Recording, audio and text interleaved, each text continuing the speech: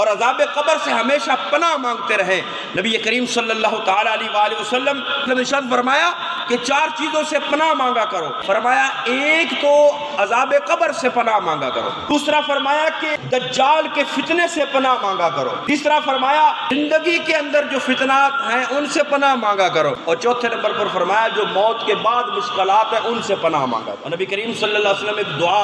جو ہے وہ بخاری شریف کے اندر حدیث مبارکہ کے اندر دعا ہے، آقا کریم صلی اللہ علیہ وسلم یہ دعا فرمایا کرتے تھے، اللہم انی اعوذ بک من عذاب القبر، اے اللہ مجھے قبر کے عذاب سے محفوظ فرما۔ حالانکہ نبی کریم صلی اللہ تعالیٰ علیہ وآلہ وسلم کی ذات گرامی جن کے صدقے ہمیں عذاب سے نجات ملے گی، آپ نے صرف یہ امت کی تعلیم کے فرمایا کہ اللہم انی اعوذ بک من عذاب القبر، اے اللہ مجھے عذاب قبر سے محفوظ فرمایا، وَأَعُوذُ بِكَ مِن فِتْنَةِ الْمَسِيحِ الدَّجَّالِ، اور فرمایا مسیح دجال کے فتنے سے محفوظ فرما،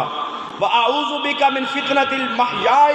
وَفِتْنَةِ الْمَمَاتِ، اور اللہ مجھے زندگی کے فتنوں سے بھی محفوظ فرما